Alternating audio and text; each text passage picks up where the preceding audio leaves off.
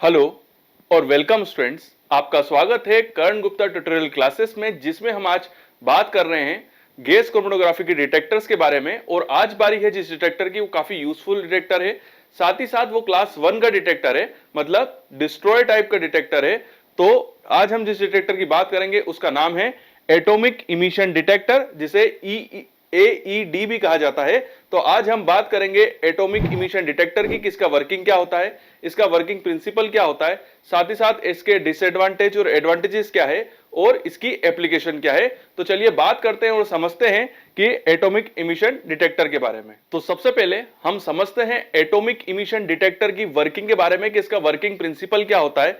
तो साइड में मैं इसका आपको डायग्राम दिखा देता हूं। तो डायग्राम में आपको यहां दिख रहा है, जैसे कि मैंने आपको बताया कि डिस्ट्रॉइंग टाइप का डिटेक्टर है। तो डिस्ट्रॉय टाइप मतलब क्लास 1, जिसमें हम सैंपल को डिस्ट्रॉय कर देते हैं, पूरा खत्म कर देते हैं और उसके किसी ना किसी फिजिकल कैरेक्टर के बेसिस पे हम उसके एनालाइज करते हैं, उसकी क्वांटिटी और उसकी प्यूरिटी को डिटरमाइन करते हैं। तो देखिए इसके अंदर होता क्या है। इसके एक चीज आपको याद रखनी, इस डिटेक्टर के अंदर जो इंपॉर्टेंट रोल प्ले कर रहा है वो है प्लाज्मा, ठीक है, जो कि माइक्रोवेव एनर्जी के थ्रू जनरेट होता है और उसी के हिसाब से वर्किंग करता है। तो क्या होता है, जैसे ही हमारा कॉलम जो होता है, हमारा जो सैंपल होता है, वो हमारे कॉलम से पास आउट होकर डिटेक्टर पे पहुंचता है। तो डिटेक्टर पे पहुंचते ही वो कांटेक्ट में आता है प्लाज्मा के। यहां पर जो प्लाज्मा होता है वो माइक्रोवेव के थ्रू पावर्ड होता है, मतलब माइक्रोवेव रेज जो होती है उसमें जनरेट होती रहती है और काफी पावरफुल जनरेटर होता है और काफी ज्यादा एनर्जी इमिट करता है।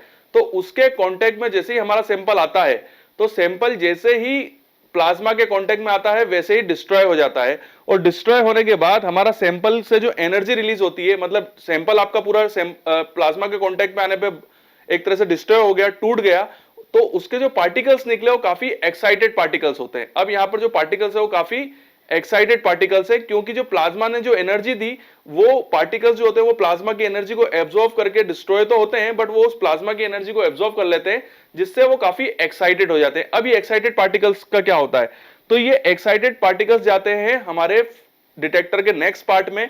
तो डिटेक्टर का फर्स्ट पार्ट जो हो गया वो हो गया प्लाज्मा वाला पार्ट, जिसने सारे पूरा जो हमारा सैंपल था उसको डिस्ट्रॉय कर दिया।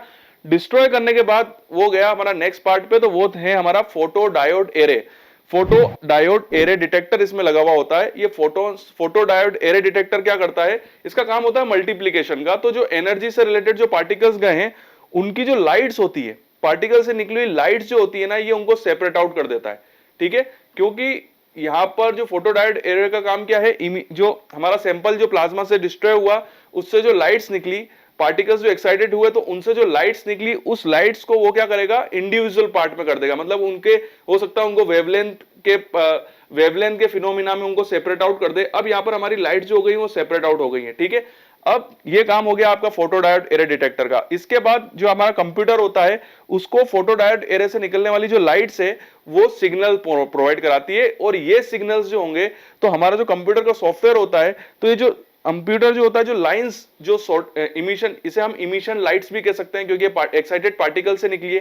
तो फोटोडायोड एरे डिटेक्टर ने जिन लाइट्स को सेपरेट आउट किया था, कंप्यूटर जो सॉफ्टवेयर होता है ना, वो उनको सॉर्टेड कर देता है, मतलब सबको अलग अलग कर देता है और उनके बेसिस पे हमको ग्राफ प्लॉट करके देता है, ठीक है। तो इसमें फिर से इसको बहुत ही इजी वे में मैंने आपको ये शॉर्ट नोट बना के दिए हैं। तो अगर आपको शॉर्ट नोट बनाने हैं तो वीडियो को पुश कर लीजिए और इस टाइप से आप पॉइंट्स लिख सकते हैं। तो मैंने आपको ये कुछ 8 पॉइंट्स में इस डिटेक्टर का वर्किंग बताया कि किस प्रिंसिपल पे काम करता है। साथ में मैं आपको यहाँ पर डायग्राम भी दिखा रहा हूं, तो ये डायग्राम देख के आप समझ सकते हैं कि इसकी वर्किंग क्या होती है। तो एक बार और इजी वे में हम सिंपल करते हैं इसको। सबसे पहले आपका सैंपल इंटर हुआ, प्लाज्मा के कांटेक्ट में आया, प्लाज्मा से जैसे ही कांटेक्ट में आया वहां पर वो टूट गया, टूटने से पार्टिकल्स आए, पार्टिकल्स काफी हाई एनर्जी के हो गए, क्योंकि प्लाज्मा से एनर्जी ले ली उन्होंने, वेव्स को इमिट किया, वेव्स जो गई वो फोटोडायोड एरे पे गई। फोटोडायोड एरे ने सारी जो लाइट्स आ रही थी उन सबको अलग अलग करके सेपरेट कर दिया। ये सेपरेट लाइट जैसे ही आपके कंप्यूटर में गई, कंप्यूटर ने उनको सॉर्टेड कर दिया, मतलब और उसने उसको सेपरेट किया। फोटोडायोड एरे डिटेक्टर ने सेपरेट भी किया और उनको मल्टीप्लाई भी किया, मतलब छोटे से छोटे सिग्नल को मल्टीप्लाई करके उसने बड़ा कर दिया। और ये बड़े, क्योंकि कंप्यूटर छोटे सिग्नल का जो कंप्यूटर सॉफ्टवेयर है वो छोटे सिग्नल्स को तो डिनोट नहीं कर पाएगा, इसलिए फोटोडायोड एरे डिटेक्टर का काम क्या होता है, जो सिग्नल्स जनरेट होते हैं ना उसको मल्टीप्लाई करता है, मतलब छोटा देंगे तो उसको बड़ा कर देता है। क्योंकि उसके अंदर ऐसे फोटोडायोड एरे डिटेक्टर का जो अंदर का जो स्ट्रक्चर होता है, उसके अंदर क्या होता है, बहुत सारे ऐसे ग्लासेस लगे हुए होते हैं, कांच लगे होते हैं। तो जो लाइट्स आती है ना उन कांच में टकराती है, कांच तो नहीं कहूंगा, उसके अंदर मिरर होते हैं बेसिकली, जिसमें हम अपनी शक्ल देखते हैं। तो इस टाइप के मिरर्स होते हैं। इस मिरर्स में जब हमारे जो लाइट्स के सिग्नल टकराते हैं ना, तो वो मल्टीप्लाई हो जाते हैं। तो ये मैंने आपको बताया था, एक और मैंने आपको डायग्राम दिखाया था FTIR का। तो FTIR के अंदर जो फोरियर ट्रांसफॉर्म होता है वो भी यही वर्क करता है, ठीक है। इसलिए फोटो डायोड एरे डिटेक्टर आपको काफी जगह मिलेगा, मतलब ये आपको यूवी के अंदर भी मिलेगा, ये आपको HPLC के अंदर भी मिलेगा, ये आपको FTIR के अंदर भी मिलेगा। काफी जगह यूज होने वाला डिटेक्टर, बहुत ही कॉमन है, क्योंकि इसका काम क्या होता है कि छोटे से छोटे सिग्नल को मल्टीप्लाई कर देना। तो ये इसके अंदर इतने सारे मिरर होते हैं, तो वहां जब लाइट्स के सिग्नल टकराते हैं तो वो मल्टीप्लाई होकर बड़े हो जाते हैं। तो इससे होता यह है कि हम जो माइन्यूट से माइन्यूट बहुत छोटा सिग्नल भी होता है ना, तो उसको भी कंप्यूटर बहुत इजी रीड कर लेता है और हमको ग्राफ में उसका सिग्नल मिल जाता है, उसकी पीक मिल जाती है। तो ये फोटो डायोड डिटेक्टर का काम ये है कि जो लाइट रिलीज हुई उसको, क्योंकि एक बात समझिए आप कि ये जो प्लाज्मा ने सैंपल को डिस्ट्रॉय किया, तो अगर यहां पर हमारा जो सैंपल अगर ज्यादा क्वांटिटी में होगा तो फोटो डायोड एरे डिटेक्टर को ज्यादा मेहनत करने की कोई जरूरत नहीं है, क्योंकि वैसे ही सैंपल बहुत ज्यादा क्वांटिटी में था, तो वहां कोई प्रॉब्लम नहीं है। बट अगर मान लीजिए हमारा सैंपल बहुत ही कम क्वांटिटी, मतलब PPM में है, ठीक है, अब जब सैंपल यहाँ डिस्ट्रॉय होगा तो हो सकता है कि सैंपल का कुछ पार्ट डिस्ट्रॉय होकर यहीं पे खत्म हो जाए, वो फोटो डायोड एरे डिटेक्टर तक पहुंच ही नहीं पाए। इस कंडीशन में जब सैंपल बहुत ही कम क्वांटिटी में होता है, तब यहाँ ये फोटो डायोड एरे डिटेक्टर का बहुत इंपॉर्टेंट रोल प्ले करता है, क्योंकि ये छोटी सी क्वांटिटी को भी ये, क्योंकि यहां से लेकर आपको कंप्यूटर तक उसको सिग्नल को जनरेट करना है, तो ये क्या करता है, उस सिग्नल को मल्टीप्लाई कर देता है, एक छोटे से सिग्नल को इतना बड़ा कर देता है कि कंप्यूटर को इजी हो जाता है उसको रीड आउट करना। अगर आप ये डिटेक्टर हटा दो, फोटो डायोड एरे डिटेक्टर हटा दो, तो होगा क्या, यहाँ पर आपका सैंपल आएगा, डिस्ट्रॉय हो जाएगा। जो सैंपल के अंदर ज्यादा क्वांटिटी के अंदर प्रेजेंट होगा वो तो आपका कंप्यूटर रीड कर लेगा, बट जो बहुत ही माइन्यूट क्वांटिटी के अंदर होगा, बहुत ही मिनिमम क्वांटिटी के अंदर होगा, हो सकता है कोई इंप्यूरिटी हो जो बहुत ही कम क्वांटिटी के अंदर है और कार्सिनोजेनिक हो, तो इस टाइप की इंप्यूरिटी को आपका जो कंप्यूटर है या जो सॉफ्टवेयर है वो रीड आउट ही नहीं कर पाएगा। इसीलिए जो छोटी से छोटी क्वांटिटी होती है ना, उसको रीड आउट करने के लिए हम PDA डिटेक्टर का यूज करते हैं, फोटो डायोड एरे डिटेक्टर का यूज करते हैं। इसके अंदर इतने सारे, जैसे मैंने आपको मिरर्स होते हैं, आपस में टकराते हैं और सिग्नल मल्टीप्लाई हो जाता है। तो ये काम होता है हमारे फोटो डायोड एरे डिटेक्टर का, इसीलिए यहाँ पर ये फोटो डायोड एरे डिटेक्टर मिलेगा आपको काफी इंस्ट्रूमेंट और काफी डिटेक्टर्स के अंदर ये होता है। ये मतलब कई इंस्ट्रूमेंट यानी यूवी के अंदर, FTIR के अंदर तो बिल्कुल अलग ही होता है, मतलब केवल PDA डिटेक्टर ही यूज किया जाता है, और कई इस टाइप के डिटेक्टर्स के अंदर भी यूज किया जाता है जहां पर माइन्यूट सिग्नल्स की प्रॉब्लम होती है।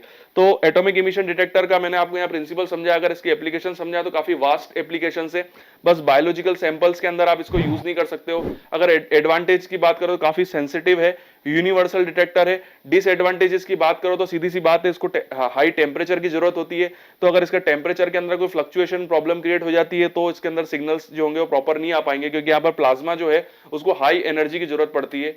तो एक वो टेम्परेचर और एनर्जी जो एक पावर सप्लाई है उसकी प्रॉब्लम आ सकती है, जो फ्लक्चुएशन की वजह से सिग्नल आपके थोड़ी सी प्रॉब्लम क्रिएट हो सकती है। साथ ही साथ यहाँ पर एक थोड़ा एक्सपेंसिव भी है, क्योंकि महंगाई है, क्योंकि यहाँ पर प्लाज्मा टाइप का यूज हो रहा है, एटॉमिक इमिशन हो रहा है यहाँ पर, तो ये थोड़ा कॉस्टली डिटेक्टर भी होता है। तो मैं आशा करता हूं कि आपको एटॉमिक इमिशन डिटेक्टर बहुत इजी और सिंपल वे में समझ में आ गया होगा। फिर भी अगर आपको कोई डाउट है, कोई चीज समझ में नहीं आई है, तो कमेंट्स बॉक्स में मुझसे क्वेश्चन पूछ सकते हैं, मैं जरूर आपके क्वेश्चंस का जवाब दूंगा। वीडियो देखने के लिए थैंक यू वेरी मच, और यूं ही बने रहिए मेरे साथ। हेलो और वेलकम स्टूडेंट्स, आपका स्वागत है कर्ण गुप्ता ट्यूटोरियल क्लासेस में, जिसमें हम आज बात करेंगे गैस क्रोमैटोग्राफी में यूज होने वाले एक और डिटेक्टर की। तो आज हम बात करेंगे इलेक्ट्रोलाइटिक कंडक्टिविटी डिटेक्टर की। इलेक्ट्रोलाइटिक कंडक्टिविटी डिटेक्टर, जिसको शॉर्ट फॉर्म में बोला जाता है ELCD। तो हम समझेंगे इस डिटेक्टर की वर्किंग की और इसकी एप्लीकेशंस की, साथ ही साथ इसके एडवांटेजेस और डिसएडवांटेजेस के बारे में। तो ये डिटेक्टर जो है बेसिकली वो क्लास 1 का डिटेक्टर है, मतलब डिस्ट्रॉय टाइप का डिटेक्टर है। मतलब यहां पर हमारा जो सैंपल होता है वो केमिकल रिएक्शंस के थ्रू किसी और कंपाउंड में चेंज हो जाता है और उसके बेसिस पे हम कंपाउंड को डिटरमाइन करते हैं। तो यहां पर हमारा कंपाउंड जो है वो पूरी तरीके से डिस्ट्रॉय हो जाता है, मतलब उसको हम रीयूज नहीं कर सकते हैं, इसीलिए ये क्लास 1 के अंदर आता है, मतलब डिस्ट्रॉय टाइप डिटेक्टर है।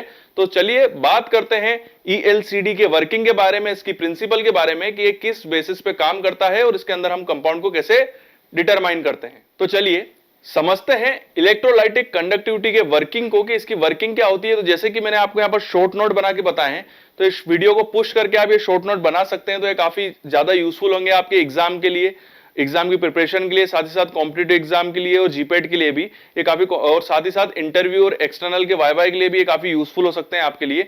तो ये शॉर्ट नोट एक पेज में बन जाएंगे, तो पूरा का पूरा वर्किंग जो है इस डिटेक्टर का वो केवल एक पेज के अंदर आप इजिली समझ सकते हैं और इसको फिर आप समराइज करके एग्जाम में लिख भी सकते हैं। तो चलिए पहले हम समझते हैं कि इसकी वर्किंग क्या होती है। सबसे पहले जैसे ही हमारा सैंपल जो कॉलम से पास आउट हो गए डिटेक्टर पे पहुंचता है, तो डिटेक्टर पे पहुंचने पे वो सबसे पहले रिएक्ट जो कैरियर गैसेस होती है वो कैरियर गैसेस के साथ इंटर करता है हमारे डिटेक्टर पे। तो जैसे ही वो रिएक्शन गैस, यहाँ पर जो कैरियर गैस है वो रिएक्शन गैस वर्ड यूज कर रहा हूं मैं, तो कैरियर गैस के साथ हमारा सैंपल भी है और वो इंटर करा डिटेक्टर पे, तो सबसे पहले जाता है वो रिएक्शन ट्यूब में।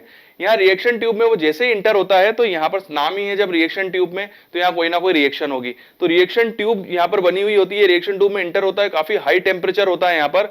तो हाई टेम्परेचर में जैसे ये पास होता है, वहां पर होती है स्पेसिफिक रिएक्शन। तो हाई टेम्परेचर की प्रेजेंस में और कैरियर गैस या रिएक्शन गैस की प्रेजेंस में वहां पर हमारा कंपाउंड जो होता है वो किसी अदर प्रोडक्ट में, रिएक्शन प्रोडक्ट में चेंज हो जाता है। अब हमारा जो कंपाउंड है वो रिएक्शन प्रोडक्ट में चेंज हो चुका है, तो उसके बाद आगे बढ़ने के बाद जो रिएक्शन ट्यूब है वहां से वो जाता है सॉल्वेंट में। तो यहां पर हमारा जो सैंपल है उसमें मिक्स होता है एक सॉल्वेंट, और ये सॉल्वेंट मिक्स करने के बाद हमारा सैंपल इंटर होता है इलेक्ट्रोलाइटिक कंडक्टिविटी सेल में। ठीक है, तो यहां पर अगर हम देखें तो यहां पर तीन पार्ट है। सबसे पहले आपकी रिएक्शन ट्यूब है, जहां पर आपका सबसे पहले कैरियर गैस के साथ या रिएक्शन गैस, जिसे हम यहां पर रिएक्शन गैस वर्ड यूज कर रहा हूं, कि आपका सैंपल जो है वो रिएक्शन गैस के साथ मिक्स होकर रिएक्शन ट्यूब के अंदर जा रहा है, जहां पर पहले से ही हाई टेम्परेचर मेंटेन है और वहां पर वो केमिकल रिएक्शन के थ्रू अदर प्रोडक्ट में चेंज हो रहा है। दूसरा पार्ट देखें तो यहां पर हम सॉल्वेंट में मिक्स हो रहा है, और सॉल्वेंट में मिक्स होने के बाद वो इंटर होता है इस डिटेक्टर के थर्ड पार्ट में। थर्ड पार्ट के अंदर है इलेक्ट्रोलाइटिक कंडक्टिविटी सेल। अब इलेक्ट्रोलाइटिक कंडक्टिविटी सेल का वर्किंग क्या है? यहां पर जो इलेक्ट्रोलाइटिक कंडक्टिविटी सेल है, तो यहां पर जो करंट का फ्लो है, जब तक सैंपल इंटर नहीं हुआ है सॉल्वेंट के साथ में, तब तक यहां पर करंट जो हो रहा है वो बिल्कुल स्मूथली चल रहा है। बट जैसे ही हमारा सैंपल सॉल्वेंट के साथ मिक्स होकर इलेक्ट्रोलाइटिक कंडक्टिविटी सेल में इंटर होता है, तो करंट में फ्लक्चुएशन स्टार्ट होने लग जाता है। और यहां पर जैसे ही करंट में फ्लक्चुएशन स्टार्ट होता है, तो वो सिग्नल जो है वो हमारा जो सिग्नल जनरेट होते हैं, तो उन सिग्नल्स को बेसिस, उसी सिग्नल के बेसिस पे यहां पर हमारा ग्राफ प्लॉट हो जाता है। तो थोड़ा सा कॉम्प्लेक्स डिटेक्टर है, तो यहां पर जो सिग्नल जनरेट हुए उसके बेसिस पे यहां पर हमारा ग्राफ प्लॉट हो गया। थोड़ा सा कॉम्प्लेक्स है, इसको थोड़ा सा और छोटा करें तो इसको तीन पार्ट में डिवाइड करते हैं। सबसे पहले आती है रिएक्शन ट्यूब, उसके बाद आता है आपका सॉल्वेंट, और उसके बाद आता है आपका इलेक्ट्रोलाइटिक कंडक्टिविटी सेल। इन तीन पार्ट्स का इसके अंदर बहुत ही इंपॉर्टेंट रोल है। साथ ही साथ आपको अगर इसको और शॉर्ट करना है तो आप तीन चीजें याद रखो। एक है आपकी ट्यूब, जो कि आपकी रिएक्शन ट्यूब, दूसरा आपका सॉल्वेंट, और फिर आपकी इलेक्ट्रोलाइटिक कंडक्टिविटी सेल जो आखिरी में सिग्नल जनरेट करता है। क्योंकि जब आपका सैंपल जो है जो सॉल्वेंट के साथ मिक्स होकर जब इलेक्ट्रोलाइटिक कंडक्टिविटी सेल के अंदर इंटर होता है, तो उसके अंदर सिग्नल्स में फ्लक्चुएशन होता है, मतलब करंट के अंदर फ्लक्चुएशन होता है, और उन सिग्नल्स के बेसिस पे यहां पर हमको ग्राफ मिलता है, और उसके बेसिस पे हम कंपाउंड की प्यूरिटी और उसकी कंसंट्रेशन को डिटरमाइन करते हैं, उसकी क्वांटिटी को डिटरमाइन करते हैं। तो थोड़ा सा कॉम्प्लेक्स है, इसीलिए कब से काफी कम यूज होने वाला डिटेक्टर है। साथ ही साथ काफी कॉस्टली भी है थोड़ा सा डिटेक्टर, क्योंकि इसमें इतने सारी चीजें यूज हो रही हैं। थोड़ी सी इंपॉर्टेंट चीजें हम डिस्कस कर लेते हैं। इसकी एप्लीकेशंस की बात करें तो इसका यूज जो होता है वो हेलोजन्स, सल्फर और नाइट्रोजन कंटेनिंग कंपाउंड्स के डिटर्मिनेशन में यूज होता है। हेलोजन, सल्फर और नाइट्रोजन कंटेनिंग कंपाउंड्स के डिटर्मिनेशन में होता है, मतलब काफी कंपाउंड्स इस कैटेगरी के अंदर आते हैं। खासकर नाइट्रोजन के अंदर तो बहुत बड़ी कैटेगरी है इसकी, तो इसकी एप्लीकेशन कह सकते हैं तो काफी वास्ट है, काफी बड़ी है। दूसरी इंपॉर्टेंट चीज, इसके अंदर जो रिएक्शन ट्यूब है, सॉल्वेंट है और टेम्परेचर है, वो सैंपल के ऊपर डिपेंड करता है। ये चीजें आपको चेंज करनी है, जिस टाइप का सैंपल होगा उस हिसाब की आपको रिएक्शन ट्यूब यूज करनी है, उसके अंदर का टेम्परेचर मेंटेन करना है, और सॉल्वेंट भी आपको सैंपल के हिसाब से डिसाइड करना है। तो सैंपल टू सैंपल यहां पर आपको रिएक्शन ट्यूब का टेम्परेचर, उसका सॉल्वेंट और रिएक्शन ट्यूब ही चेंज करनी पड़ेगी। दूसरी चीज ये कि यहां पर एयर सल्फर का यूज होता है। यहां पर ऐसे कैरियर गैस तो यूज हो ही रही है, तो यहां पर रिएक्टिव गैस होगी वो एयर सल्फर होगी। नाइट्रोजन का यूज यहां पर होता है, हीलियम का इसमें as a carrier gas use होता है, और एयर सल्फर भी यूज होती है, एयर सल्फर। ठीक है, तो इसकी एप्लीकेशन मैंने आपको बता दी कि इसका एप्लीकेशन हेलोजन, सल्फर और नाइट्रोजन कंटेनिंग कंपाउंड में है। और जैसे कि मैंने आपको बताया कि रिएक्शन ट्यूब, सॉल्वेंट और रिएक्शन ट्यूब टेम्परेचर आपको सैंपल के ऊपर डिपेंड करता है कि आपको कौन सा यूज करना है, और फिर आपको चेंज करते रहना है। तो थोड़ा सा कॉम्प्लेक्स है, बट मैंने इसको शॉर्ट में आपको समझाया है, तो आपको काफी इजी होगा इस डिटेक्टर को समझना, इलेक्ट्रोलाइटिक कंडक्टिविटी डिटेक्टर को। फिर भी अगर आपको कोई डाउट है, कोई चीज समझ में नहीं आई है, तो कमेंट बॉक्स में मुझसे क्वेश्चन पूछ सकते हैं, मैं जरूर आपके कमेंट्स का जवाब दूंगा। वीडियो देखने के लिए थैंक यू वेरी मच, और यूं ही बने रहिए मेरे साथ। एक इंपॉर्टेंट इंफॉर्मेशन कि अगर आप भी इन इंस्ट्रूमेंट पे ट्रेनिंग करना चाहते हैं, तो you are most welcome in our institute का एड्रेस और सारी इंफॉर्मेशन, चाहे वो ईमेल आईडी हो या चाहे उसका मोबाइल नंबर हो हमारा, वो सभी हमने डिस्क्रिप्शन बॉक्स में दिया हुआ है। आप हमसे डायरेक्टली कांटेक्ट कर सकते हैं, और अगर आपकी कोई क्यूरी है तो वो भी आप हमको बता सकते हैं।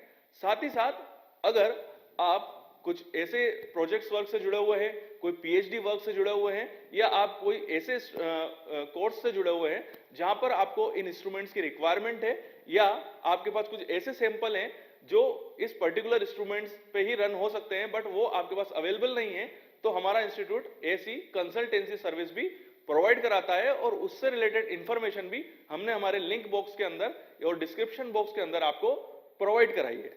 तो बने रहिए हमारे साथ और हमारा वीडियो देखते रहिए, साथ ही साथ हमारे चैनल को सब्सक्राइब करें और बेल आइकन को हिट करें। Thank you.